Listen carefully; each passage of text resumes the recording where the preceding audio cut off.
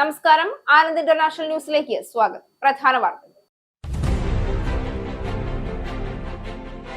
Drone ആക്രമണങ്ങൾക്കെതിരെ പ്രതിരോധം ശക്തിപ്പെടുത്തുന്നതിനായി British യുദ്ധവിമാനങ്ങൾക്ക് പുതിയ missile സംവിധാനം ഒരുക്കുന്നു. മിസൈൽ സംവിധാനം വികസിപ്പിക്കുന്നത് ബ്രിട്ടീഷ് പ്രതിരോധ മന്ത്രാലയത്തിന്റെ നേതൃത്വത്തിൽ. ചെറുകിട ഡ്രോണുകളെയും സ്വയം നിയന്ത്രിത ആയുധങ്ങളെയും അതിവേഗത്തിൽ തകർക്കാനാകുമെന്നതാണ് മിസൈൽ സംവിധാനത്തിലൂടെ ലക്ഷ്യം വെക്കുന്നത്. റോയൽ എയർഫോഴ്സിന്റെ ടൈഫൂൺ F-35 യുദ്ധവിമാനങ്ങളിൽ മിസൈൽ സംവിധാനം ഘടിപ്പിക്കാൻ പദ്ധതി. ശത്രു രാജ്യങ്ങളുടെ ഡ്രോൺ ആക്രമണങ്ങളെ പ്രതിരോധിക്കാൻ ഇതിന് പ്രത്യേക കഴിവുണ്ടാകുമെന്ന് പ്രതിരോധ വിദഗ്ധർ. മേക്കർ ഫീൽഡ് ഉപതെരഞ്ഞെടുപ്പിൽ മത്സരിക്കാൻ ആൻഡി ബേൺഹാം എത്തുമെന്ന് ഉറപ്പായി. ആൻഡി ബേൺഹാം സ്വന്തം പാർട്ടിയേക്കാൾ 20 പോയിന്റ് ജനസമ്മതി കൂടുതൽ നേടിയതായി അവകാശവാദം. ഗ്രേറ്റർ മാഞ്ചസ്റ്റർ മേയർ ഉപതെരഞ്ഞെടുപ്പിൽ ലേബർ സ്ഥാനാർത്ഥിയായാൽ പാർട്ടിക്ക് പുറത്തുനിന്നുള്ള വോട്ടുകളും അദ്ദേഹത്തിന് സമാഹരിക്കാൻ കഴിയുമെന്ന് സൂചന. മണ്ഡലത്തിലെ സമീപകാല വോട്ടിംഗ് പാറ്റേൺ റിഫോം UKക്ക് അനുകൂലം. ബ്രിട്ടന്റെ ദുരിതങ്ങൾക്ക് കാരണം മാർഗരറ്റ് താച്ചറുടെ നയങ്ങളെന്ന് ശക്തമായ ആരോപണം ഉന്നയിച്ച് മാഞ്ചസ്റ്റർ മേയർ. താച്ചറുടെ നയങ്ങളിൽ നിന്നെല്ലാം തന്നെ പിറകോട്ട് പോക്കാണ് താൻ ആഗ്രഹിക്കുന്നതെന്ന് അവകാശപ്പെട്ട് മേയറുടെ പോസ്റ്റ്. ഇറാൻ യുദ്ധം ബ്രിട്ടനിൽ ഉണ്ടാക്കുന്ന പ്രത്യാഘാതങ്ങളുടെ നേർക്കാഴ്ചയായി UKയിലെ തൊഴിലില്ലായ്മ നിരക്ക് 5% കൂപ്പുകുത്തി. വേതന വർധനവ് മന്ദഗതിയിലായതായും ഔദ്യോഗിക റിപ്പോർട്ട്. കഴിഞ്ഞ ഫെബ്രുവരിയിൽ അവസാനിച്ച 3 മാസക്കാലത്ത് തൊഴിലില്ലായ്മ നിരക്ക് 4.9%. മാർച്ചിൽ അവസാനിച്ച 3 മാസത്തെ കണക്കെടുക്കുമ്പോൾ തൊഴിലില്ലായ്മ നിരക്ക് വർദ്ധിച്ചതായി office four national statistics. Iran America യുദ്ധം വീണ്ടും ആരംഭിക്കാൻ നീക്കം. ഇറാനുമായി യുദ്ധം തുടരാൻ കോൺഗ്രസിന്റെ അനുമതി നിർബന്ധമാക്കുന്ന പ്രമേയം മുന്നോട്ട് കൊണ്ടുപോകാൻ അമേരിക്കൻ സെനറ്റിൽ അനുകൂല വോട്ട്. യുദ്ധാധികാരം നിയന്ത്രിക്കാനുള്ള പ്രസിഡന്റ് ട്രംപിന്റെ പ്രമേയം സെനറ്റ് അംഗീകരിച്ചത് 50-47 എന്ന നിലയ്ക്ക്. ഫെബ്രുവരിയിൽ ഇറാൻ യുദ്ധം ആരംഭിച്ചതിനു ശേഷം 7 തവണ പരാജയപ്പെട്ട പ്രമേയം സെനറ്റിൽ മുന്നേറുന്നത് ആദ്യമായി. അമേരിക്കൻ പ്രസിഡന്റ് ഡൊണാൾഡ് ട്രംപിനെതിരെ തുറന്ന വിമർശനം നടത്തിയ റിപ്പബ്ലിക്കൻ നേതാവും കെന്റക്കിൽ നിന്നുള്ള പ്രതിനിധി സഭാംഗവുമായ തോമസ് മാസി പ്രൈമറി തിരഞ്ഞെടുപ്പിൽ പരാജയപ്പെട്ടു. മാസിയെ തോൽപ്പിച്ചത് ട്രംപിന്റെ പിന്തുണയോടെ മത്സരിച്ച മുൻ നേവി സീൽ ഉദ്യോഗസ്ഥൻ എഡ് ഗാൽറൈൻ. മാസി ട്രംപ് പക്ഷത്തിന്റെ പ്രധാന നോട്ടപ്പുള്ളിയായത് ഇറാൻ യുദ്ധവും എപ്സ്റ്റീൻ ഫയലുകളും സംബന്ധിച്ച് ട്രംപിനെതിരെ നിലപാടെടുത്തതോടെ. കേന്ദ്രത്തിലെ ഭരണത്തിൽ നിന്ന് BJPയെ പുറത്താക്കുമെന്ന് വെല്ലുവിളിച്ച് തൃണമൂൽ കോൺഗ്രസ്. ബംഗാളിലെ BJP സർക്കാർ ന്യൂനപക്ഷ വിഭാഗങ്ങളെയും വഴിയോര കച്ചവടക്കാരെയും ലക്ഷ്യമിടുന്നുണ്ടെന്നും മമതയുടെ ശക്തമായ ആരോപണം. മമതയുടെ പ്രതികരണം തിരഞ്ഞെടുപ്പിന് ശേഷം ബംഗാളിൽ നടന്ന ആക്രമണങ്ങളും അനധികൃത കയ്യേറ്റങ്ങൾക്കുമെതിരെ പരാമർശിച്ചുകൊണ്ട്. ഭരണഘടനാ ആശയങ്ങളെയും മൂല്യങ്ങളെയും സുവേന്ദു അധികാരിയുടെ നേതൃത്വത്തിലുള്ള സംസ്ഥാന സർക്കാർ തകർക്കുകയാണെന്ന രൂക്ഷ വിമർശനം ഉന്നയിച്ച് മമതാ ബാനർജി. തമിഴ്നാട് മുഖ്യമന്ത്രി C. ജോസഫ് വിജയുടെ നേതൃത്വത്തിലുള്ള മന്ത്രിസഭ വികസിപ്പിക്കുന്നു. 2 കോൺഗ്രസ് MLA-മാർ വിജയുടെ മന്ത്രിസഭയിൽ വ്യാഴാഴ്ച സത്യപ്രതിജ്ഞ ചെയ്ത് അധികാരമേൽക്കും. പുതിയ മന്ത്രിമാരായി സ്ഥാനമേൽക്കുന്നത് കോൺഗ്രസ് നിയമസഭാ കക്ഷി നേതാവ് K. രാജേഷ് കുമാർ, P. വിശ്വനാഥൻ എന്നിവർ. തമിഴ്നാട്ടിൽ കോൺഗ്രസ് ഭരണത്തിന്റെ ഭാഗമാകുന്നത് 6 പതിറ്റാണ്ടിനു ശേഷം. കോൺഗ്രസിനെ ഭരണത്തിൽ ഉൾപ്പെടുത്തിയത് വരാനിരിക്കുന്ന തദ്ദേശ സ്വയംഭരണ തിരഞ്ഞെടുപ്പിൽ സഖ്യം ശക്തമാക്കാൻ സഹായിക്കുമെന്ന വിശ്വാസത്തിൽ TMK. AIADMKയിലെ വിമത വിഭാഗത്തെ ഇപ്പോൾ മന്ത്രിസഭയിൽ ഉൾപ്പെടുത്തില്ല എന്ന് മുഖ്യമന്ത്രി വിജയ്. റെയിൽ പദ്ധതി അവസാനിപ്പിച്ചു. തിരുവനന്തപുരം കാസർഗോഡ് സിൽവർ ലൈൻ പദ്ധതി റദ്ദാക്കിയതായി മുഖ്യമന്ത്രി VD സതീശൻ. ഭൂമി ഏറ്റെടുക്കുന്നതുമായി ബന്ധപ്പെട്ട് പുറപ്പെടുവിച്ചിട്ടുള്ള എല്ലാ വിജ്ഞാപനങ്ങളും റദ്ദു ചെയ്യാൻ തീരുമാനിച്ചതായി മുഖ്യമന്ത്രി. പദ്ധതിയുടെ ഭാഗമായി സ്ഥാപിച്ച മഞ്ഞക്കുറ്റികൾ നീക്കം ചെയ്യാൻ റവന്യൂ വകുപ്പിന് നിർദ്ദേശം നൽകി. 3ാം നാൾ മന്ത്രിമാരുടെ വകുപ്പ് വിഭജനം പൂർത്തിയാക്കി UDF സർക്കാർ. രാവിലെ മുഖ്യമന്ത്രി VD സതീശൻ മന്ത്രിമാരുടെ പട്ടിക ഗവർണർക്ക് കൈമാറി. റോജി M. ജോണിന് ഉന്നത വിദ്യാഭ്യാസവും M. ലിജുവിന് എക്സൈസിനൊപ്പം സഹകരണവും കൂടി നൽകി. വാർത്തകൾ വിശദമായി. ഡ്രോൺ ആക്രമണങ്ങൾക്കെതിരെ പ്രതിരോധം ശക്തിപ്പെടുത്തുന്നതിനായി ബ്രിട്ടീഷ് യുദ്ധവിമാനങ്ങൾക്ക് പുതിയ മിസൈൽ സംവിധാനം ഒരുക്കുന്നു. ബ്രിട്ടീഷ് പ്രതിരോധ മന്ത്രാലയത്തിന്റെ നേതൃത്വത്തിൽ വികസിപ്പിക്കുന്ന ഈ സംവിധാനത്തിലൂടെ ചെറുകിട ഡ്രോണുകളെയും സ്വയം നിയന്ത്രിത ആയുധങ്ങളെയും അതിവേഗത്തിൽ തകർക്കാനാകുമെന്നാണ് റിപ്പോർട്ട്. ആധുനിക യുദ്ധഭൂമികളിൽ ഡ്രോണുകളുടെ വ്യാപക ഉപയോഗം വർദ്ധിച്ച സാഹചര്യത്തിലാണ് പുതിയ പ്രതിരോധ സാങ്കേതിക വിദ്യയ്ക്ക് മുൻഗണന നൽകുന്നത്. ചെറുകിട ഡ്രോണുകളെയും സ്വയം നിയന്ത്രിത ആയുധങ്ങളെയും അതിവേഗത്തിൽ തകർക്കാനാകുന്ന തരത്തിൽ ഡ്രോൺ ആക്രമണങ്ങൾക്കെതിരെ പ്രതിരോധം ശക്തിപ്പെടുത്തുന്നതിനായി ബ്രിട്ടീഷ് യുദ്ധവിമാനങ്ങൾക്ക് പുതിയ മിസൈൽ സംവിധാനം ഒരുക്കുന്നു എന്ന് റിപ്പോർട്ട്. റോയൽ എയർഫോഴ്സിന്റെ ടൈഫൂൺ F-35 യുദ്ധവിമാനങ്ങളിൽ ഈ മിസൈൽ സംവിധാനം ഘടിപ്പിക്കാനാണ് പദ്ധതി. കുറഞ്ഞ ചിലവിൽ കൂടുതൽ ലക്ഷ്യങ്ങളെ നേരിടാൻ കഴിയുന്ന തരത്തിലാണ് പുതിയ ആയുധ സംവിധാനം രൂപകൽപ്പന ചെയ്തിരിക്കുന്നത്. ശത്രു രാജ്യങ്ങളുടെ ഡ്രോൺ ആക്രമണങ്ങളെ പ്രതിരോധിക്കാൻ ഇതിന് പ്രത്യേക കഴിവുണ്ടാകുമെന്നും പ്രതിരോധ വിദഗ്ധർ വിലയിരുത്തുന്നു. റഷ്യ-യുക്രൈൻ യുദ്ധത്തിന്റെയും പശ്ചിമേഷ്യയിലെ സംഘർഷങ്ങളുടെയും പശ്ചാത്തലത്തിൽ ഡ്രോൺ ഭീഷണി ലോകരാജ്യങ്ങൾ ഗൗരവമായി കാണുന്ന സാഹചര്യത്തിലാണ് ബ്രിട്ടന്റെ പുതിയ നീക്കം. ഭാവിയിലെ യുദ്ധരീതികളിൽ മനുഷ്യരില്ലാത്ത ആയുധങ്ങളുടെ സ്വാധീനം വർദ്ധിക്കുമെന്ന് വിലയിരുത്തപ്പെടുന്നതിനാൽ പ്രതിരോധ സംവിധാനങ്ങൾ നവീകരിക്കുന്നത് അനിവാര്യമാണെന്നും റിപ്പോർട്ടിൽ പറയുന്നു. മേക്കർ ഫീൽഡ് ഉപതെരഞ്ഞെടുപ്പിൽ മത്സരിക്കാൻ ആൻഡി ബേൺഹാം എത്തുമെന്ന് ഉറപ്പായതോടെ സ്വന്തം പാർട്ടിയേക്കാൾ 20 പോയിന്റ് ജനസമ്മതി കൂടുതൽ നേടിയിരിക്കുകയാണ് അദ്ദേഹം. ഗ്രേറ്റർ മാഞ്ചസ്റ്റർ മേയർ ഉപതെരഞ്ഞെടുപ്പിൽ ലേബർ സ്ഥാനാർത്ഥിയായാൽ പാർട്ടി പുറത്തുനിന്നുള്ള വോട്ടുകളും അദ്ദേഹത്തിന് സമാഹരിക്കാൻ കഴിഞ്ഞേക്കുമെന്നാണ് ഇത് നൽകുന്ന സൂചന. ആരംഭത്തിൽ ഇത് ബേൺഹാമിന് അനുകൂലമാകുമെങ്കിലും മണ്ഡലത്തിലെ സമീപകാല വോട്ടിംഗ് പാറ്റേൺ സൂചിപ്പിക്കുന്നത് അത് റിഫോം യുകെക്ക് അനുകൂലമാണ് എന്നാണ്. മേക്കർഫീൽഡ് ഉപതെരഞ്ഞെടുപ്പിൽ മത്സരിക്കാൻ ആൻഡി ബേൺഹാം എത്തുമെന്ന് ഉറപ്പായതോടെ സ്വന്തം പാർട്ടിയേക്കാൾ 20 പോയിന്റ് ജനസമിതി കൂടുതൽ നേടിയിരിക്കുകയാണ് അദ്ദേഹമെന്ന് സൂചന. പ്രചരണാരംഭത്തിൽ മാഞ്ചസ്റ്റർ മേയർ തന്റെ എക്സ് പ്ലാറ്റ്ഫോമിൽ പോസ്റ്റ് ചെയ്ത ഹ്രസ്വ വീഡിയോയിൽ ബ്രിട്ടന്റെ ദുരിതങ്ങൾക്ക് കാരണമായി പറയുന്നത് മാർഗരറ്റ് താച്ചറുടെ നയങ്ങളാണ്. ആ നയങ്ങളിൽ നിന്നെല്ലാം തന്നെ പിറകോട്ട് പോക്കാണ് താൻ ആഗ്രഹിക്കുന്നതെന്നും അദ്ദേഹം സൂചിപ്പിക്കുന്നു. ലേബർ പാർട്ടിയെ മാറ്റത്തിനൊരുക്കാനുള്ള സ്ഥാനാർത്ഥിയായിരുന്നു കീർ സ്റ്റാർമർ എന്ന് പറഞ്ഞ ബേൺഹാം ഇനിയിപ്പോൾ ബ്രിട്ടൻ പുതിയ പാത വെട്ടിത്തുറന്ന് മുന്നേറണമെന്നും പറയുന്നു.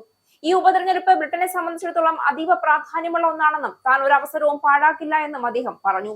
ഈ ഉപതെരഞ്ഞെടുപ്പിൽ ജയിച്ചാൽ ആൻഡി ബേൺഹാം സർ കീർ സ്റ്റാർമർക്കെതിരെ പാർട്ടി നേതൃസ്ഥാനത്തേക്ക് മത്സരത്തിന് വഴിയൊരുക്കുമെന്നാണ് പ്രതീക്ഷിക്കുന്നത്. എന്നാൽ കടുത്ത വെല്ലുവിളി ഉയർത്തി റിഫോം യുകെ മത്സരത്തിനിറങ്ങുമ്പോൾ ബേൺഹാമിന്റെ വിജയ സാധ്യതയെക്കുറിച്ച് രാഷ്ട്രീയ നിരീക്ഷകർക്കിടയിൽ ഭിന്നാഭിപ്രായങ്ങളാണ് ഉള്ളത്. പ്രദേശത്തെ പംബ്ലർ കൂടിയായ റോബർട്ട് കെന്യോൻ ആണ് റിഫോമിന്റെ സ്ഥാനാർത്ഥി. ഇതൊരു ദാവിദ് ഗോലിയാത്ത് മത്സരമാണ് എന്നാണ് തന്റെ ആദ്യ പ്രചരണ വീഡിയോയിൽ അദ്ദേഹം ഈ ഉപതെരഞ്ഞെടുപ്പിനെ വിശേഷിപ്പിച്ചിരിക്കുന്നത്. രാഷ്ട്രീയം തൊഴിലായി എടുത്ത ബേൺഹാമിനെ പോലുള്ളവർക്കെതിരെ കടുത്ത വിമർശനമുയർത്തിയ റിഫോം നേതാവ് നൈജൽ ഫരാജ് തദ്ദേശീയരായവർ തിരഞ്ഞെടുപ്പിൽ മത്സരിച്ച് ജയിച്ചാലേ ജനങ്ങളുടെ പ്രശ്നങ്ങൾ മനസ്സിലാക്കി പരിഹാരം കാണാൻ കഴിയുകയുള്ളൂ എന്നും പറഞ്ഞു. അതേസമയം ലേബർ പാർട്ടിക്കുള്ളിലെ മറ്റ് പ്രധാനമന്ത്രി പദമോഹികൾ പാലം വലിക്കുമെന്ന ആശങ്ക ബേൺഹാമിന്റെ അനുയായികൾ ഉയർത്തുന്നുണ്ട്. ബ്രെക്സിറ്റിൽ നിന്നും പിറകോട്ട് പോകുമെന്ന പ്രസ്താവനയിലൂടെ എതിരാളിയായ വെസ്റ്റ്രേറ്റിംഗ് ഉന്നം വെക്കുന്നതും അതാണെന്ന് അവർ ചൂണ്ടിക്കാട്ടുന്നു. അതിനിടയിൽ സിംഗിൾ സെക്സ് സ്പേസ് സംബന്ധിച്ച പരാമർശത്തിൽ ആൻഡി ബേൺഹാമിന് കഴിഞ്ഞ ദിവസം തിരിച്ചടി കിട്ടി. സ്ത്രീകളാണെന്ന് അവകാശപ്പെടുന്ന ജൈവശാസ്ത്രപരമായ പുരുഷന്മാർക്കും സ്ത്രീകളുടെ ശുചിമുറികൾ ഉപയോഗിക്കാൻ അനുമതി നൽകണമെന്നായിരുന്നു അദ്ദേഹം പറഞ്ഞത്. സിംഗിൾ സ്പേസ് ജൈവശാസ്ത്രപരമായ സ്ത്രീകളായവർക്ക് മാത്രമായി സംരക്ഷിക്കണമെന്നത് ഒരു ന്യൂനപക്ഷത്തിന്റെ മാത്രം കാഴ്ചപ്പാടാണെന്നായിരുന്നു ബേൺഹാം പറഞ്ഞത്. ഈ പ്രശ്നം സുപ്രീം കോടതി വരെ കൊണ്ടുപോയി അനുകൂല വിധി സമ്പാദിച്ച ക്യാമ്പയിനർമാർക്കിടയിൽ ഈ പ്രസ്താവന കടുത്ത രോക്ഷം സൃഷ്ടിച്ചിട്ടുണ്ട്. ഫെമിനിസ്റ്റുകൾ എന്ന് ഭാവിക്കുന്നവർ എന്നായിരുന്നു ഈ ക്യാമ്പയിനർമാരെ ബേൺഹാം വിശേഷിപ്പിച്ചത്. ഒരു സാംസ്കാരിക യുദ്ധത്തിനുള്ള തയ്യാറെടുപ്പാണ് അവർ നടത്തുന്നതെന്നും അദ്ദേഹം ആരോപിച്ചിരുന്നു. ടോറി നേതാവ് ക്ലെയർ കുട്ടിനോയും ബേൺഹാമിന്റെ പരാമർശങ്ങൾക്കെതിരെ കടുത്ത എതിർപ്പുമായി രംഗത്തെത്തി. സ്ത്രീകളുടെ അന്തസ്സും സ്വകാര്യതയും സംരക്ഷിക്കണമെന്നത് എങ്ങനെ ഒരു ന്യൂനപക്ഷത്തിന്റെ മാത്രം കാഴ്ചപ്പാടാകുമെന്നതായിരുന്നു അവർ ഉയർത്തിയ ചോദ്യം. സ്ത്രീകളുടെ അവകാശങ്ങൾ സംരക്ഷിക്കാനായി പൊരുതേണ്ടത് അത്ര ഗൗരവമുള്ള ഒന്നായി ആൻഡി ബേൺഹാം കാണുന്നില്ലേ എന്നും അവർ ചോദിച്ചു. ഇറാൻ യുദ്ധം ബ്രിട്ടനിൽ ഉണ്ടാക്കുന്ന പ്രത്യാഘാതങ്ങളുടെ നേർക്കാഴ്ചയായി ബ്രിട്ടനിലെ തൊഴിലില്ലായ്മ നിരക്ക് തികച്ചും അപ്രതീക്ഷിതമായി 5% റിപ്പോർട്ട്. അതിനോടൊപ്പം വേതന വർധനവ് മന്ദഗതിയിലായതും ഔദ്യോഗിക റിപ്പോർട്ടിൽ പറയുന്നുണ്ട്. കഴിഞ്ഞ ഫെബ്രുവരിയിൽ അവസാനിച്ച 3 മാസക്കാലത്ത് തൊഴിലില്ലായ്മ നിരക്ക് 4.9% ഇത് മാറ്റമില്ലാതെ തുടരുമെന്നായിരുന്നു ബ്രിട്ടനിലെ പ്രമുഖ സാമ്പത്തിക ശാസ്ത്രജ്ഞരെല്ലാം കരുതിയിരുന്നത്. എന്നാൽ മാർച്ചിൽ അവസാനിച്ച 3 മാസത്തെ കണക്കെടുക്കുമ്പോൾ ഇത് വർദ്ധിച്ചതായി ഓഫീസ് ഫോർ നാഷണൽ സ്റ്റാറ്റിസ്റ്റിക്സിന്റെ കണക്കുകളിൽ പറയുന്നു. യുകെയിലെ തൊഴിലില്ലായ്മ നിരക്ക് അപ്രതീക്ഷിതമായി 5%-ലെത്തി. സമാനമായ രീതിയിൽ ഏറ്റവും പുതിയ ടാക്സ് ഡേറ്റ കാണിക്കുന്നത് പേറോളുകളിലുള്ള തൊഴിലാളികളുടെ എണ്ണത്തിൽ ഏപ്രിൽ മാസത്തിൽ 1 ലക്ഷം പേരുടെ കുറവുണ്ടായി എന്നാണ്. മാർച്ചിൽ 28,000 പേരുടെ കുറവാണ് ഉണ്ടായത്. പ്രതീക്ഷിച്ചിരുന്നതിലും കുത്തനെയാണ് ഇവിടെ കുറവുണ്ടായിരിക്കുന്നത്. ജോലി ഒഴിവുകളുടെ എണ്ണവും കഴിഞ്ഞ 5 വർഷക്കാലത്തെ ഏറ്റവും താഴ്ന്ന നിലയിൽ എത്തി നിൽക്കുകയാണ്. ഇറാൻ യുദ്ധം വ്യാപാര വ്യവസായ രംഗത്തിലുണ്ടാക്കുന്ന കടുത്ത സമ്മർദ്ദത്തിന്റെ പ്രതിഫലനമാണെന്നാണ് വിദഗ്ധർ പറയുന്നത്. വേതന വർധനവിലും ഈ സമ്മർദ്ദം ദൃശ്യമാകുന്നുണ്ട്. ഫെബ്രുവരിയിൽ അവസാനിച്ച 3 മാസ കാലയളവിൽ വേതനത്തിലുണ്ടായ ശരാശരി വർധനവ് 3.6% മാർച്ചിൽ അവസാനിച്ച 3 മാസ കാലയളവിൽ ഇത് 3.4% കുറഞ്ഞു. വേതന വർധനവ് മന്ദഗതിയിലാകുന്നത് പ്രതീക്ഷിച്ചിരുന്നതാണെങ്കിലും അത് ഇത്ര വേഗത്തിലാകുമെന്ന് ഒരിക്കലും പ്രതീക്ഷിച്ചിരുന്നില്ല. യുകെയിലേക്ക് കുടിയേറുന്ന മലയാളി കുടുംബങ്ങൾക്കിടയിൽ ഗാർഹിക പീഡനവും കുടുംബ തർക്കങ്ങളും വർദ്ധിക്കുന്നതായി റിപ്പോർട്ടുകൾ. ചെറിയ വാക്കുതർക്കങ്ങളിൽ നിന്ന് തുടങ്ങി പോലീസ് കേസുകളിലേക്കും ജയിൽ ശിക്ഷയിലേക്കും വരെ കാര്യങ്ങൾ എത്തുന്ന സംഭവങ്ങൾ നിരവധിയാണ്. യുകെയിലെ കർശന നിയമങ്ങളും കുടുംബ ബന്ധങ്ങളിലെ മാറ്റങ്ങളും പലർക്കും വലിയ തിരിച്ചടിയാകുന്നതായി സാമൂഹിക പ്രവർത്തകർ ചൂണ്ടിക്കാട്ടുന്നു. ഭാര്യ ഭർത്താക്കന്മാർ തമ്മിലുള്ള സംഘർഷം കുട്ടികളുടെ മാനസികാരോഗ്യത്തെയും ബാധിക്കുന്നതായി അധികൃതർ മുന്നറിയിപ്പ് നൽകി. ചെറിയ വാക്കുതർക്കങ്ങളിൽ തുടങ്ങി പോലീസ് കേസുകളിലേക്കും ജയിൽ ശിക്ഷയിലേക്കും വരെ കാര്യങ്ങൾ എത്തുന്ന തരത്തിൽ യുകെയിലേക്ക് കുടിയേറുന്ന മലയാളി കുടുംബങ്ങൾക്കിടയിൽ ഗാർഹിക പീഡനവും കുടുംബ തർക്കങ്ങളും വർദ്ധിക്കുന്നതായി റിപ്പോർട്ടുകൾ. സാമ്പത്തിക സമ്മർദ്ദം, ഏകാന്തത, ജോലി തിരക്ക്, സാമൂഹ്യ മാധ്യമങ്ങളിലൂടെ രൂപപ്പെടുന്ന പുതിയ ബന്ധങ്ങൾ എന്നിവ കുടുംബങ്ങളിൽ അകലം സൃഷ്ടിക്കുന്ന പ്രധാന കാരണങ്ങളായാണ് വിലയിരുത്തപ്പെടുന്നത്. കേരളത്തിൽ നിന്ന് യുകെയിലെത്തുന്ന പല ദമ്പതികൾക്കും ജീവിത രീതിയിൽ ഉണ്ടാകുന്ന മാറ്റങ്ങളോട് പൊരുത്തപ്പെടാൻ കഴിയാത്തതും പ്രശ്നങ്ങൾ രൂക്ഷമാക്കുന്നു. സാമ്പത്തിക സ്വാതന്ത്ര്യം നേടുന്ന സ്ത്രീകളും പരമ്പരാഗത ചിന്താഗതിയിൽ തുടരുന്ന പുരുഷന്മാരും തമ്മിലുള്ള ഈഗോ പ്രശ്നങ്ങളും പല കുടുംബങ്ങളെയും തകർച്ചയിലേക്ക് നയിക്കുന്നതായി കൗൺസിലർമാർ പറയുന്നു. യുകെയിലെ നിയമപ്രകാരം ശാരീരിക ആക്രമണം മാത്രമല്ല, മാനസിക പീഡനവും സാമ്പത്തിക നിയന്ത്രണവും കുറ്റകരമാണ്. പങ്കാളിയുടെ ഫോൺ പരിശോധിക്കൽ, പണം നിയന്ത്രിക്കൽ, ഭീഷണിപ്പെടുത്തൽ എന്നിവ പോലും ഗാർഹിക പീഡനത്തിന്റെ പരിധിയിൽ വരും. പ്രശ്നങ്ങൾ രൂക്ഷമാകുന്നതിന് മുൻപ് പ്രൊഫഷണൽ കൗൺസിലിംഗ് തേടുകയും UK നിയമങ്ങളെക്കുറിച്ച് വ്യക്തമായ ബോധവൽക്കരണം നേടുകയും ചെയ്യേണ്ടത് അനിവാര്യമാണെന്ന് വിദഗ്ധർ നിർദ്ദേശിക്കുന്നു. ബ്രിട്ടനിൽ യുവ ഡ്രൈവർമാരെ ലക്ഷ്യമിട്ട് വ്യാജ കാർ ഇൻഷുറൻസ് തട്ടിപ്പ് വ്യാപകമാകുന്നതായി സാമ്പത്തിക നിയന്ത്രണ ഏജൻസിയായ FCA മുന്നറിയിപ്പ് നൽകി. സോഷ്യൽ മീഡിയയിലൂടെയും മെസ്സേജിംഗ് ആപ്പുകളിലൂടെയും വ്യാജ ബ്രോക്കർമാർ വളരെ കുറഞ്ഞ നിരക്കിൽ ഇൻഷുറൻസ് വാഗ്ദാനം ചെയ്യുന്നതാണ് തട്ടിപ്പിന്റെ രീതി. 16 മുതൽ 25 വയസ്സ് വരെയുള്ള ഡ്രൈവർമാരിൽ പകുതിയോളം പേർ ഇത്തരത്തിൽ പോളിസികൾ വാങ്ങിയിട്ടുണ്ടെന്നും അതിൽ പലതും വ്യാജമാണെന്നും FCAയുടെ പഠനം വ്യക്തമാക്കുന്നു. സോഷ്യൽ മീഡിയയിലൂടെയും മെസ്സേജിംഗ് ആപ്പുകളിലൂടെയും വ്യാജ ബ്രോക്കർമാർ വളരെ കുറഞ്ഞ നിരക്കിൽ ഇൻഷുറൻസ് വാഗ്ദാനം ചെയ്ത് ബ്രിട്ടൻ യുവ ഡ്രൈവർമാരെ ലക്ഷ്യമിട്ട് വ്യാജ കാർ ഇൻഷുറൻസ് തട്ടിപ്പ് വ്യാപകമാക്കുന്നതായി സാമ്പത്തിക നിയന്ത്രണ ഏജൻസിയായ FCA മുന്നറിയിപ്പ് നൽകി. വ്യാജ ഇൻഷുറൻസ് പോളിസി കൈവശം വെച്ച് വാഹനം ഓടിക്കുന്നവർക്ക് ഗുരുതര നിയമപ്രശ്നങ്ങളാണ് നേരിടേണ്ടി വരുന്നത്. ഇൻഷുറൻസ് സാധുവല്ല എന്ന് പോലീസ് പരിശോധനയിൽ കണ്ടെത്തിയാൽ പിഴയും ക്രിമിനൽ കേസും വാഹനം പിടിച്ചെടുക്കലും വരെ സംഭവിക്കാം. ഉയർന്ന ഇൻഷുറൻസ് പ്രീമിയത്തിൽ നിന്ന് രക്ഷപ്പെടാൻ കുറഞ്ഞ നിരക്കിലുള്ള ഓഫറുകൾ തിരഞ്ഞെടുക്കുന്ന യുവാക്കളെയാണ് തട്ടിപ്പുകാർ പ്രധാനമായും ലക്ഷ്യമിടുന്നത്. ചിലപ്പോൾ യഥാർത്ഥ വിവരങ്ങൾ മറിച്ച് കുറഞ്ഞ പ്രീമിയം കാണിച്ചാണ് വ്യാജ പോളിസികൾ തയ്യാറാക്കുന്നത്. ഇത്തരം തട്ടിപ്പിന്റെ ഇരയായ 21-കാരിയായ അമീർ ഡോണഗേയ്ക്ക് വ്യാജ ഇൻഷുറൻസ് കാരണം ക്രിമിനൽ കേസിൽ പെടേണ്ടി വന്നിരുന്നു. സാധാരണ കമ്പനികൾ 4500 പൗണ്ട് വരെ ആവശ്യപ്പെട്ടപ്പോൾ വളരെ കുറഞ്ഞ തുകയ്ക്ക് ഇൻഷുറൻസ് വാഗ്ദാനം ചെയ്ത ആളെയാണ് അവർ വിശ്വസിച്ചത്. പിന്നീട് പോലീസ് പരിശോധനയിലാണ് പോളിസി വ്യാജമാണെന്ന് തിരിച്ചറിഞ്ഞത്. തുടർന്ന് ബന്ധപ്പെട്ട ബ്രോക്കറുമായി ബന്ധപ്പെടാൻ ശ്രമിച്ചെങ്കിലും ഇയാൾ എല്ലാ പ്ലാറ്റ്ഫോമുകളിലും ബ്ലോക്ക് ചെയ്തതായി അമി പറഞ്ഞു. ഇൻഷുറൻസ് എടുക്കുന്നതിന് മുമ്പ് ബ്രോക്കർ അധികൃത അംഗീകാരം നേടിയവരാണോ എന്ന് FCAയുടെ ഫേം ചെക്കർ വഴി ഉറപ്പാക്കണമെന്ന് അധികൃതർ നിർദ്ദേശിച്ചു. ഇറാനുമായുള്ള യുദ്ധം തുടരാൻ കോൺഗ്രസിന്റെ അനുമതി നിർബന്ധമാക്കുന്ന പ്രമേയം മുന്നോട്ട് കൊണ്ടുപോകാൻ അമേരിക്കൻ സെനറ്റിൽ അനുകൂല വോട്ട്. യുദ്ധാധികാരം നിയന്ത്രിക്കാനുള്ള പ്രസിഡന്റ് ട്രംപിന്റെ പ്രമേയം 50-47 എന്ന നിലയ്ക്കാണ് സെനറ്റ് അംഗീകരിച്ചത്. ഫെബ്രുവരിയിൽ ഇറാൻ യുദ്ധം ആരംഭിച്ചതിനു ശേഷം 7 തവണ പരാജയപ്പെട്ട പ്രമേയം ആദ്യമായാണ് സെനറ്റിൽ മുന്നേറുന്നത്. 4 റിപ്പബ്ലിക്കൻ അംഗങ്ങൾ ഡെമോക്രാറ്റുകൾക്കൊപ്പം നിന്നതും ശ്രദ്ധേയമായി. ഇറാനുമായുള്ള യുദ്ധം തുടരാൻ കോൺഗ്രസിന്റെ അനുമതി നിർബന്ധമാക്കുന്ന പ്രമേയം മുന്നോട്ട് കൊണ്ടുപോകാൻ അമേരിക്കൻ സെനറ്റിൽ അനുകൂല വോട്ടുണ്ടായപ്പോൾ ട്രംപ് പിന്തുണച്ച എതിരാളികളോട് അടുത്തിടെ പ്രൈമറിയിൽ പരാജയപ്പെട്ട ലൂസിയാന സെനറ്റർ വിൽക്കാഡ്സിയും പ്രമേയത്തെ പിന്തുണച്ചു. ഇറാൻ ആണവപദ്ധതി തകർക്കാനുള്ള നീക്കങ്ങളെ പിന്തുണയ്ക്കുന്നുവെങ്കിലും യുദ്ധത്തെക്കുറിച്ച് വൈറ്റ് ഹൌസും പെന്റഗണും കോൺഗ്രസിനെ ഇരുട്ടിൽ നിർത്തുകയാണെന്ന് അദ്ദേഹം വിമർശിച്ചു. ലൂസിയാനയിൽ ട്രംപിനെ പിന്തുണയ്ക്കുന്നവരടക്കമുള്ള പലർക്കും യുദ്ധത്തെക്കുറിച്ച് ആശങ്കയുണ്ട്. വ്യക്തത ലഭിക്കാതെ യുദ്ധത്തിന് അനുമതിയോ കാലാവധി നീട്ടലോ ന്യായീകരിക്കാനാവില്ല എന്ന് കാസിഡി സമൂഹ മാധ്യമത്തിൽ കുറിച്ചു. റിപ്പബ്ലിക്കൻ സെനറ്റർമാരായ Lisa Murkowski, Rand Paul, Susan Collins എന്നിവരും പ്രമേയത്തെ പിന്തുണച്ചു. അതേസമയം ഡെമോക്രാറ്റിക് പാർട്ടിയിൽ നിന്ന് ജോൺ ഫാറ്റർമാൻ മാത്രമാണ് എതിർത്ത് വോട്ട് ചെയ്തത്. ഇത് ട്രംപിന്റെ യുദ്ധനയത്തിനെതിരായ റിപ്പബ്ലിക്കൻ പ്രതിരോധത്തിലെ വിള്ളലാണ് എന്ന് സെനറ്റ് ന്യൂനപക്ഷ നേതാവ് ചക് ഷൂമർ പ്രതികരിച്ചു. 80 ദിവസത്തിലേറെയായി വ്യക്തമായ പദ്ധതിയോ നിയമപരമായ അധികാരമോ ഇല്ലാതെ ട്രംപ് അമേരിക്കയെ ചെലവേറിയ യുദ്ധത്തിലേക്ക് വലിച്ചിഴയ്ക്കുകയാണ്. റിപ്പബ്ലിക്കൻ നിരയിൽ ഭിന്നത ഉയരാൻ തുടങ്ങി, ഷൂമർ പ്രസ്താവനയിൽ പറഞ്ഞു. പ്രമേയം അവതരിപ്പിച്ച വിർജീനിയ സെനറ്റർ ടിം കെയ്ൻ യുദ്ധത്തിന്റെ ലക്ഷ്യവും തന്ത്രവും സാമ്പത്തിക പ്രത്യാഘാതങ്ങളും കോൺഗ്രസ് തുറന്ന ചർച്ച ചെയ്യേണ്ട സമയമാണിതെന്ന് അഭിപ്രായപ്പെട്ടു. എന്നാൽ പ്രമേയം സെനറ്റും പ്രതിനിധി സഭയും പാസാക്കിയാലും ട്രംപ് അത് വിറ്റോ ചെയ്യാനാണ് സാധ്യതയെന്ന് അമേരിക്കൻ മാധ്യമങ്ങൾ റിപ്പോർട്ട് ചെയ്തു. ചൊവ്വാഴ്ച ഇറാനിൽ പുനരാരംഭിക്കാനിരുന്ന ആക്രമണം ഖത്തർ, സൗദി അറേബ്യ, UAE എന്നീ രാജ്യങ്ങളുടെ അഭ്യർത്ഥന മാനിച്ച് നിർത്തിവെച്ചു എന്ന് US പ്രസിഡന്റ് ഡൊണാൾഡ് ട്രംപ്. സമാധാന കരാറിലെത്താൻ ഇറാനുമായി ഗൗരവമുള്ള ചർച്ചകൾ നടക്കുകയാണെന്നും അദ്ദേഹം പറഞ്ഞു. ചൊവ്വാഴ്ച ഇറാനിൽ പുനരാരംഭിക്കാനിരുന്ന ആക്രമണം ഖത്തർ, സൗദി അറേബ്യ, UAE എന്നീ രാജ്യങ്ങളുടെ അഭ്യർത്ഥന മാനിച്ച് നിർത്തിവെച്ചെന്ന US പ്രസിഡന്റ് ഡൊണാൾഡ് ട്രംപിന്റെ പ്രസ്താവനയ്ക്ക് പിന്നാലെ തങ്ങൾക്കു നേരെയുള്ള ആക്രമണം പുനരാരംഭിക്കുകയാണെങ്കിൽ പുതിയ യുദ്ധമുഖങ്ങൾ തുറക്കുമെന്ന് ഇറാൻ സേനാ വക്താവ് മുഹമ്മദ് അക്രമിനിയ പറഞ്ഞു. വെടിനിർത്തൽ കാലം ആക്രമണശേഷി വർദ്ധിപ്പിക്കാൻ ഇറാൻ സൈന്യം ഉപയോഗിച്ചെന്നും അദ്ദേഹം പറഞ്ഞു. ഫെബ്രുവരി 28-ന് ആരംഭിച്ച യുദ്ധത്തിന് ഏപ്രിൽ 8-ന് നിലവിൽ വന്ന വെടിനിർത്തലോടെ അല്പം അയവ് വന്നിരിക്കുകയാണ്. എന്നാൽ അത് സമാധാന കരാറിൽ എത്തിക്കാനുള്ള ശ്രമങ്ങൾ വിജയിച്ചിട്ടില്ല. പ്രസിഡന്റ് ഡൊണാൾഡ് ട്രംപിനെതിരെ തുറന്ന വിമർശനം നടത്തിയ റിപ്പബ്ലിക്കൻ നേതാവും കെന്റക്കിയിൽ നിന്നുള്ള പ്രതിനിധി സഭാംഗവുമായ തോമസ് മാസി പ്രൈമറി തിരഞ്ഞെടുപ്പിൽ പരാജയപ്പെട്ടു. ട്രംപിന്റെ പിന്തുണയോടെ മത്സരിച്ച മുൻ നേവി സീൽ ഉദ്യോഗസ്ഥൻ എഡ്ഗാർ ഗ്രൈൻ ആണ് മാസിയെ തോൽപ്പിച്ചത്. ഇറാൻ യുദ്ധവും എപ്സ്റ്റൈൻ ഫയലുകളും സംബന്ധിച്ച് ട്രംപിനെതിരെ നിലപാടെടുത്തതോടെയാണ് മാസി ട്രംപ് പക്ഷത്തിന്റെ പ്രധാന നോട്ടപ്പുള്ളിയായത്. തുടർന്ന് ട്രംപ് നേരിട്ടിടപെട്ട് ഗാൽറൈനെ സ്ഥാനാർത്ഥിയാക്കുകയും അവസാനഘട്ട പ്രചരണത്തിൽ പ്രതിരോധ സെക്രട്ടറി പീറ്റ് ഹെക്സത്ത് വരെ രംഗത്തെത്തുകയും ചെയ്തു. പ്രസിഡന്റ് ഡൊണാൾഡ് ട്രംപിനെതിരെ തുറന്ന വിമർശനം നടത്തിയ റിപ്പബ്ലിക്കൻ നേതാവും കെന്റക്കിയിൽ നിന്നുള്ള പ്രതിനിധി സഭാംഗവുമായ തോമസ് മാസിയെ പ്രൈമറി തിരഞ്ഞെടുപ്പിൽ ട്രംപിന്റെ പിന്തുണയോടെ മത്സരിച്ച മുൻ നേവി സീൽ ഉദ്യോഗസ്ഥൻ എഡ്ഗാർ ഗ്രൈൻ തോൽപ്പിച്ചു. $33 മില്യൺ ചെലവായ മത്സരം അടുത്ത കാലത്തെ ഏറ്റവും ചെലവേറിയ പ്രതിനിധി സഭാ പ്രൈമറികളിൽ ഒന്നായി മാറി. റിപ്പബ്ലിക്കൻ പാർട്ടിക്കുള്ളിൽ ട്രംപിന്റെ സ്വാധീനം ഇപ്പോഴും ശക്തമാണെന്ന സൂചന കൂടിയാണ് ഫലം വിലയിരുത്തപ്പെടുന്നത്.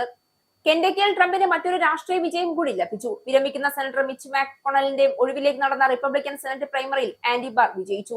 മുൻ അറ്റോർണി ജനറൽ ഡാനിയൽ കാമറൂണിനെ തോൽപ്പിച്ചാണ് ബാർ മുന്നിലെത്തിയത്. ഇതിനിടെ ടെക്സസിലേക്കും ട്രംപ് ശ്രദ്ധ തിരിച്ചു.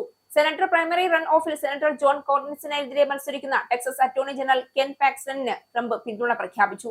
ഇത് റിപ്പബ്ലിക്കൻ നേതാക്കൾ അസ്വസ്ഥത സൃഷ്ടിച്ചതായും റിപ്പോർട്ടുകളുണ്ട്. Georgia, Alabama, Pennsylvania, Idaho, Oregon എന്നിവിടങ്ങളിലുള്ള പ്രൈമറി തിരഞ്ഞെടുപ്പുകൾ ട്രംപിന്റെ രാഷ്ട്രീയ ശക്തിയുടെ മറ്റൊരു പരീക്ഷണമായാണ് വിലയിരുത്തപ്പെടുന്നത്. ജോർജിയ ഗവർണർ സ്ഥാനാർത്ഥി മത്സരത്തിൽ ട്രംപ് പിന്തുണച്ച ലഫ്റ്റനന്റ് ഗവർണർ ബർട്ട് ജോൺസും ശ്രദ്ധാകേന്ദ്രമായി. ഇനി പൗണ്ട്, യൂറോ, ഡോളർ, രൂപ ഇന്നത്തെ വിനിമയ നിരക്ക്. ഒരു പൗണ്ട് 118.28 ഇന്ത്യൻ രൂപ, ഒരു പൗണ്ട് 1.15 യൂറോ, ഒരു US ഡോളർ 96.82 ഇന്ത്യൻ രൂപ, ഒരു യൂറോ 112.26 ഇന്ത്യൻ രൂപ, ഒരു പൗണ്ട് 1.34 US ഡോളർ, ഒരു കനേഡിയൻ ഡോളർ 70.38 ഇന്ത്യൻ രൂപ. ഇനിയൊരു ഇടവേളയ്ക്ക് ശേഷം നാഷണൽ ന്യൂസ്.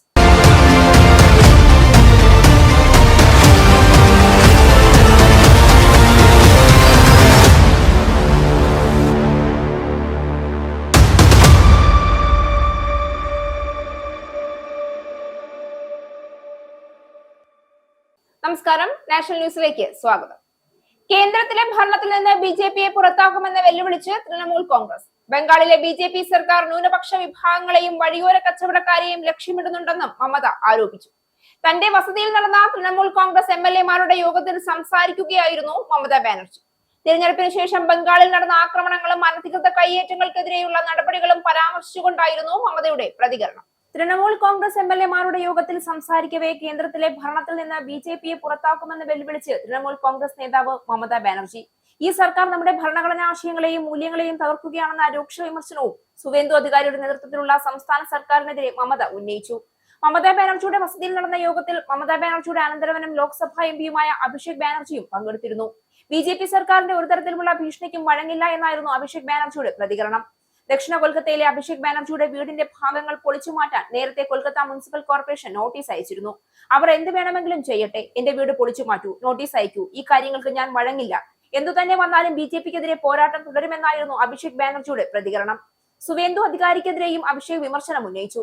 നമ്മുടെ സംസ്ഥാനത്ത് നിരവധി മുഖ്യമന്ത്രിമാരുണ്ടായിരുന്നു, പക്ഷെ ഇപ്പോഴുള്ള മുഖ്യമന്ത്രിയെ പോലെ ആരുമില്ല. ക്യാമറയിൽ പണം വാങ്ങുന്നത് കണ്ടയാളെ മുഖ്യമന്ത്രിയാക്കി എന്നായിരുന്നു അഭിഷേക് ബാനർജിയുടെ പ്രതികരണം. വിവാദമായ നാരദ സ്റ്റിംഗ് ഓപ്പറേഷൻ പരാമർശിച്ചായിരുന്നു അഭിഷേകിന്റെ വിമർശനം. പ്രധാനമന്ത്രി നരേന്ദ്രമോദി ഇറ്റലിയിലെ റോമിലെത്തി. UAE, നെതർലൻഡ്സ്, സ്വീഡൻ, നോർവേ എന്നീ രാജ്യങ്ങളിലെ സന്ദർശനം പൂർത്തിയാക്കിയാണ് അദ്ദേഹം റോമിലെത്തിയത്. ഇറ്റാലിയൻ ഉപപ്രധാനമന്ത്രിയും വിദേശകാര്യ മന്ത്രിയുമായ അന്റോണിയോ തജാനി അദ്ദേഹത്തെ വിമാനത്താവളത്തിൽ സ്വീകരിച്ചു.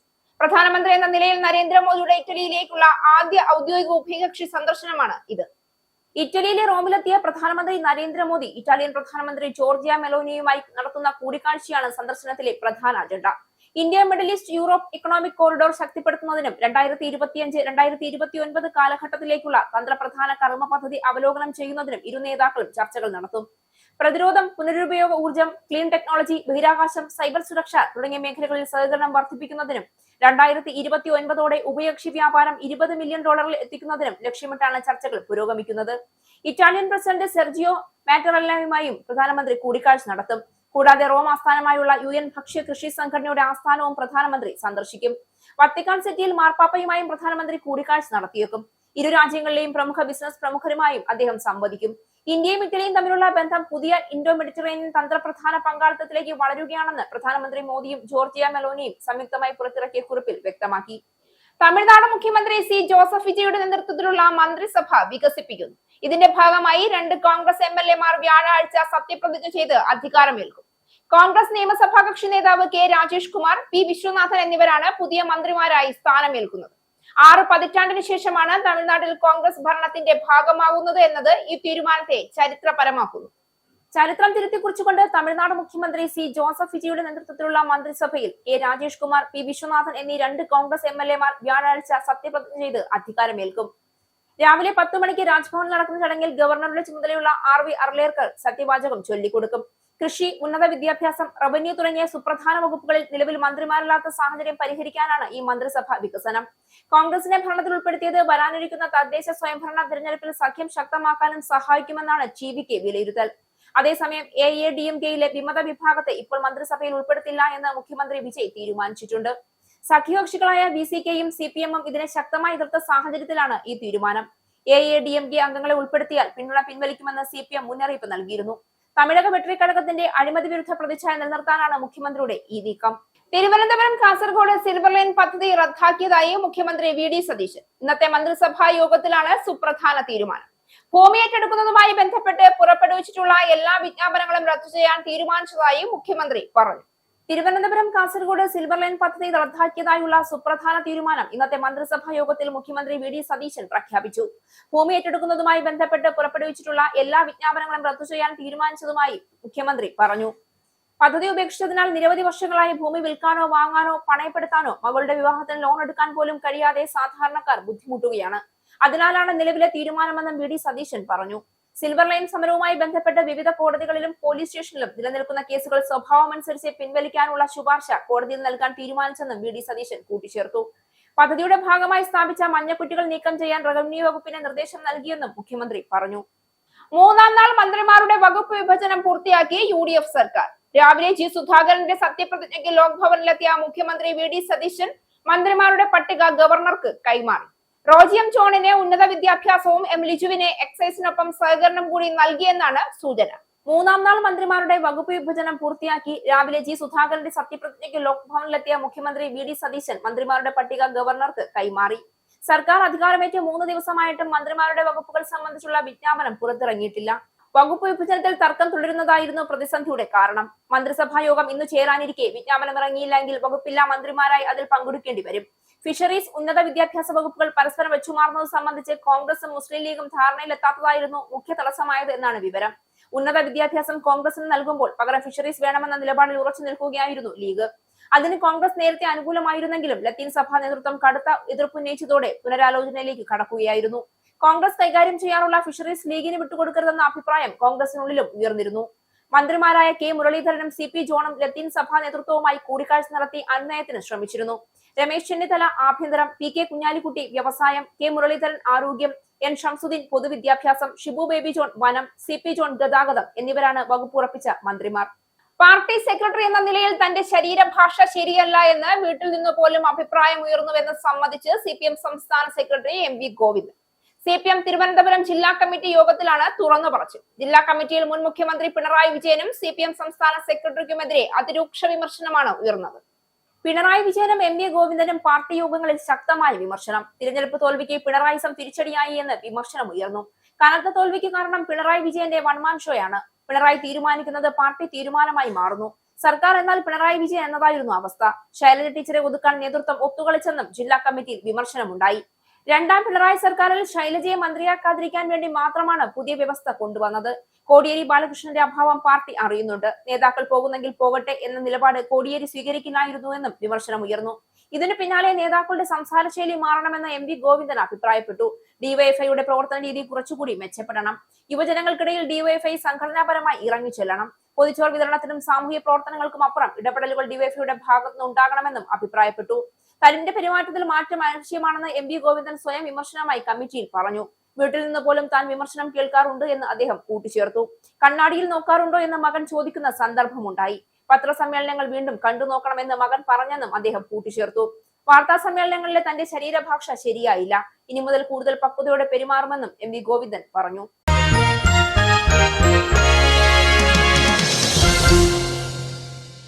വെറും 4 റൺസ് കൂടി മതിയായിരുന്നു മിച്ചൽ മാർഷിന് സെഞ്ചുറിയിലേക്ക് എത്താൻ. എന്നാൽ ഒരു റൺഔട്ടിൽ മാർഷിന്റെ മാസ് ഇന്നിംഗ്സ് അവസാനിച്ചു. 57 പന്തിൽ 96 റൺസാണ് ഓസ്ട്രേലിയൻ താരം മിച്ചൽ മാർഷ് എടുത്തത്. ഈ IPL-ൽ തന്റെ 2ാം സെഞ്ചുറി മാർഷ് കുറിക്കുമെന്നായിരുന്നു ആരാധകരുടെ പ്രതീക്ഷ. എന്നാൽ അതുണ്ടായില്ല. സീസണിലെ ആദ്യ സെഞ്ചുറി റോയൽ ചലഞ്ചേഴ്സ് ബാംഗ്ലൂരിന് എതിരായിരുന്നു. 56 പന്തിൽ 111 റൺസാണ് താരം നേടിയത്. 9 വീതം സിക്സറുകളും 4ഉം നേടിയാണ് താരം സെഞ്ചുറി കരസ്ഥമാക്കിയത്. ഈ IPL സീസണിൽ 2 സെഞ്ചുറികൾ നേടിയത് ഒരേയൊരു താരമാണ്, ചെന്നൈ സൂപ്പർ കിങ്സിന്റെ സഞ്ജു സാംസൺ. ഡൽഹി ക്യാപിറ്റൽസ്, മുംബൈ ഇന്ത്യൻസ് എന്നിവർക്കെതിരെയായിരുന്നു അദ്ദേഹത്തിന്റെ സെഞ്ചുറി നേട്ടം. ഡൽഹിക്കെതിരെ 56 പന്തിലാണ് സഞ്ജു സെഞ്ചുറി നേടിയത്. മുംബൈക്കെതിരെ 54 പന്തിലായിരുന്നു സെഞ്ചുറി കുറിച്ചത്. 2 സെഞ്ചുറി നേടി സഞ്ജുവിനൊപ്പം എത്താനുള്ള അവസരമാണ് കഴിഞ്ഞ ദിവസം മിച്ചൽ മാർഷിന് 4 റൺസ് അകലെ നഷ്ടമായത്. രാജസ്ഥാനെതിരായ മത്സരത്തിൽ മിച്ചൽ മാർഷിന്റെ വെടിക്കെട്ട് പ്രകടനത്തിന്റെ ബലത്തിൽ ലക്നൌ മികച്ച ടോട്ടലിലെത്തിയിരുന്നു. 57 പന്തിൽ 5 സിക്സറുകളും 11 ഫോറുകളുമായി 96 റൺസാണ് മാർഷ് എടുത്തത്. ജോഷ് ഇംഗ്ലീഷും മികച്ച പ്രകടനം നടത്തി. മറുപടി ബാറ്റിംഗ് ഇറങ്ങിയ രാജസ്ഥാനും വെടിക്കെട്ട് പ്രകടനമാണ് നടത്തിയത്. വൈഭവ് സൂര്യവംശിയുടെ പ്രകടനത്തിനൊപ്പം യശസ്വി ജയ്സ്വാൾ, ധ്രുവ് ജൂറൽ എന്നിവരും തകർത്തടിച്ചാണ് ടീമിന് മുതൽക്കൂട്ടായി മാറിയത്. 5 പന്തുകൾ ശേഷിക്കെയായിരുന്നു രാജസ്ഥാൻ റോയൽസ് 7 വിക്കറ്റിന് ജയിച്ചത്. പ്ലേ ഓഫ് കാണാതെ ലക്നൌ നേരത്തെ പുറത്തായിരുന്നു. പ്രധാന വാർത്തകൾ ഒരിക്കൽ കൂടി. ഡ്രോൺ ആക്രമണങ്ങൾക്കെതിരെ പ്രതിരോധം ശക്തിപ്പെടുത്തുന്നതിനായി ബ്രിട്ടീഷ് യുദ്ധവിമാനങ്ങൾക്ക് പുതിയ മിസൈൽ സംവിധാനം ഒരുക്കുന്നു. മിസൈൽ സംവിധാനം വികസിപ്പിക്കുന്നത് ബ്രിട്ടീഷ് പ്രതിരോധ മന്ത്രാലയത്തിന്റെ നേതൃത്വത്തിൽ. ചെറുകിട ഡ്രോണുകളെയും സ്വയം നിയന്ത്രിത ആയുധങ്ങളെയും അതിവേഗത്തിൽ തകർക്കാനാകുമെന്നതാണ് മിസൈൽ സംവിധാനത്തിലൂടെ ലക്ഷ്യം വെക്കുന്നത്. റോയൽ എയർഫോഴ്സിന്റെ ടൈഫൂൺ F-35 യുദ്ധവിമാനങ്ങളിൽ മിസൈൽ സംവിധാനം ഘടിപ്പിക്കാൻ പദ്ധതി. ശത്രു രാജ്യങ്ങളുടെ ഡ്രോൺ ആക്രമണങ്ങളെ പ്രതിരോധിക്കാൻ ഇതിന് പ്രത്യേക കഴിവുണ്ടാകുമെന്ന് പ്രതിരോധ വിദഗ്ധർ. മേക്കർഫീൽഡ് ഉപതെരഞ്ഞെടുപ്പിൽ മത്സരിക്കാൻ ആൻഡി ബേൺഹാം എത്തുമെന്ന് ഉറപ്പായി. ആൻഡി ബേൺഹാം സ്വന്തം പാർട്ടിയേക്കാൾ 20 പോയിന്റ് ജനസമ്മതി കൂടുതൽ നേടിയതായി അവകാശവാദം. ഗ്രേറ്റർ മാഞ്ചസ്റ്റർ മേയർ ഉപതെരഞ്ഞെടുപ്പിൽ ലേബർ സ്ഥാനാർത്ഥിയായാൽ പാർട്ടിക്ക് പുറത്തുനിന്നുള്ള വോട്ടുകളും അദ്ദേഹത്തിന് സമാഹരിക്കാൻ കഴിയുമെന്ന് സൂചന. മണ്ഡലത്തിലെ സമീപകാല വോട്ടിംഗ് പാറ്റേൺ റിഫോം UKക്ക് അനുകൂലം. ബ്രിട്ടന്റെ ദുരിതങ്ങൾക്ക് കാരണം മാർഗരറ്റ് താച്ചറുടെ നയങ്ങളെന്ന് ശക്തമായ ആരോപണം ഉന്നയിച്ച് മാഞ്ചസ്റ്റർ മേയർ. താച്ചറുടെ നയങ്ങളിൽ നിന്നെല്ലാം തന്നെ പിറകോട്ട് പോക്കാണ് താൻ ആഗ്രഹിക്കുന്നതെന്ന് അവകാശപ്പെട്ട് മേയറുടെ പോസ്റ്റ്. ഇറാൻ യുദ്ധം ബ്രിട്ടനിൽ ഉണ്ടാക്കുന്ന പ്രത്യാഘാതങ്ങളുടെ നേർക്കാഴ്ചയായി UKയിലെ തൊഴിലില്ലായ്മ നിരക്ക് 5% കൂപ്പുകുത്തി. വേതന വർധനവ് മന്ദഗതിയിലായതായും ഔദ്യോഗിക റിപ്പോർട്ട്. കഴിഞ്ഞ ഫെബ്രുവരിയിൽ അവസാനിച്ച 3 മാസക്കാലത്ത് തൊഴിലില്ലായ്മ നിരക്ക് 4.9%. മാർച്ചിൽ അവസാനിച്ച 3 മാസത്തെ കണക്കെടുക്കുമ്പോൾ തൊഴിലില്ലായ്മ നിരക്ക് വർദ്ധിച്ചതായി office four national statistics. Iran America യുദ്ധം വീണ്ടും ആരംഭിക്കാൻ നീക്കം. ഇറാനുമായി യുദ്ധം തുടരാൻ കോൺഗ്രസിന്റെ അനുമതി നിർബന്ധമാക്കുന്ന പ്രമേയം മുന്നോട്ട് കൊണ്ടുപോകാൻ അമേരിക്കൻ സെനറ്റിൽ അനുകൂല വോട്ട്. യുദ്ധാധികാരം നിയന്ത്രിക്കാനുള്ള പ്രസിഡന്റ് ട്രംപിന്റെ പ്രമേയം സെനറ്റ് അംഗീകരിച്ചത് 50-47 എന്ന നിലയ്ക്ക്. ഫെബ്രുവരിയിൽ ഇറാൻ യുദ്ധം ആരംഭിച്ചതിനു ശേഷം 7 തവണ പരാജയപ്പെട്ട പ്രമേയം സെനറ്റിൽ മുന്നേറുന്നത് ആദ്യമായി. അമേരിക്കൻ പ്രസിഡന്റ് ഡൊണാൾഡ് ട്രംപിനെതിരെ തുറന്ന വിമർശനം നടത്തിയ റിപ്പബ്ലിക്കൻ നേതാവും കെന്റക്കിൽ നിന്നുള്ള പ്രതിനിധി സഭാംഗവുമായ തോമസ് മാസി പ്രൈമറി തിരഞ്ഞെടുപ്പിൽ പരാജയപ്പെട്ടു. മാസിയെ തോൽപ്പിച്ചത് ട്രംപിന്റെ പിന്തുണയോടെ മത്സരിച്ച മുൻ നേവി സീൽ ഉദ്യോഗസ്ഥൻ എഡ് ഗാൽറൈൻ. മാസി ട്രംപ് പക്ഷത്തിന്റെ പ്രധാന നോട്ടപ്പുള്ളിയായത് ഇറാൻ യുദ്ധവും എപ്സ്റ്റീൻ ഫയലുകളും സംബന്ധിച്ച് ട്രംപിനെതിരെ നിലപാടെടുത്തതോടെ. കേന്ദ്രത്തിലെ ഭരണത്തിൽ നിന്ന് BJPയെ പുറത്താക്കുമെന്ന് വെല്ലുവിളിച്ച് തൃണമൂൽ കോൺഗ്രസ്. ബംഗാളിലെ BJP സർക്കാർ ന്യൂനപക്ഷ വിഭാഗങ്ങളെയും വഴിയോര കച്ചവടക്കാരെയും ലക്ഷ്യമിടുന്നുണ്ടെന്നും മമതയുടെ ശക്തമായ ആരോപണം. മമതയുടെ പ്രതികരണം തിരഞ്ഞെടുപ്പിന് ശേഷം ബംഗാളിൽ നടന്ന ആക്രമണങ്ങളും അനധികൃത കയ്യേറ്റങ്ങൾക്കുമെതിരെ പരാമർശിച്ചുകൊണ്ട് ഭരണഘടനാ ആശയങ്ങളെയും മൂല്യങ്ങളെയും സുവേന്ദു അധികാരിയുടെ നേതൃത്വത്തിലുള്ള സംസ്ഥാന സർക്കാർ തകർക്കുകയാണെന്ന രൂക്ഷ വിമർശനം ഉന്നയിച്ച് മമതാ ബാനർജി. തമിഴ്നാട് മുഖ്യമന്ത്രി C. ജോസഫ് വിജയുടെ നേതൃത്വത്തിലുള്ള മന്ത്രിസഭ വികസിപ്പിക്കുന്നു. 2 കോൺഗ്രസ് MLA-മാർ വിജയുടെ മന്ത്രിസഭയിൽ വ്യാഴാഴ്ച സത്യപ്രതിജ്ഞ ചെയ്ത് അധികാരമേൽക്കും. പുതിയ മന്ത്രിമാരായി സ്ഥാനമേൽക്കുന്നത് കോൺഗ്രസ് നിയമസഭാ കക്ഷി നേതാവ് K. രാജേഷ് കുമാർ, P. വിശ്വനാഥൻ എന്നിവർ. തമിഴ്നാട്ടിൽ കോൺഗ്രസ് ഭരണത്തിന്റെ ഭാഗമാകുന്നത് 6 പതിറ്റാണ്ടിനു ശേഷം. കോൺഗ്രസിനെ ഭരണത്തിൽ ഉൾപ്പെടുത്തിയത് വരാനിരിക്കുന്ന തദ്ദേശ സ്വയംഭരണ തിരഞ്ഞെടുപ്പിൽ സഖ്യം ശക്തമാക്കാൻ സഹായിക്കുമെന്ന വിശ്വാസത്തിൽ TMK. AIADMKയിലെ വിമത വിഭാഗത്തെ ഇപ്പോൾ മന്ത്രിസഭയിൽ ഉൾപ്പെടുത്തില്ല എന്ന് മുഖ്യമന്ത്രി വിജയ്. റെയിൽ പദ്ധതി അവസാനിപ്പിച്ചു. തിരുവനന്തപുരം കാസർഗോഡ് സിൽവർ ലൈൻ പദ്ധതി റദ്ദാക്കിയതായി മുഖ്യമന്ത്രി VD സതീശൻ. ഭൂമി ഏറ്റെടുക്കുന്നതുമായി ബന്ധപ്പെട്ട് പുറപ്പെടുവിച്ചിട്ടുള്ള എല്ലാ വിജ്ഞാപനങ്ങളും റദ്ദു ചെയ്യാൻ തീരുമാനിച്ചതായി മുഖ്യമന്ത്രി. പദ്ധതിയുടെ ഭാഗമായി സ്ഥാപിച്ച മഞ്ഞക്കുറ്റികൾ നീക്കം ചെയ്യാൻ റവന്യൂ വകുപ്പിന് നിർദ്ദേശം നൽകി. 3ാം നാൾ മന്ത്രിമാരുടെ വകുപ്പ് വിഭജനം പൂർത്തിയാക്കി UDF സർക്കാർ. രാവിലെ മുഖ്യമന്ത്രി VD സതീശൻ മന്ത്രിമാരുടെ പട്ടിക ഗവർണർക്ക് കൈമാറി. റോജി M. ജോണിന് ഉന്നത വിദ്യാഭ്യാസവും M. ലിജുവിന് എക്സൈസിനൊപ്പം സഹകരണവും കൂടി നൽകി. ഈ ന്യൂസ് ബുള്ളറ്റിൻ അവസാനിച്ചു. നന്ദി.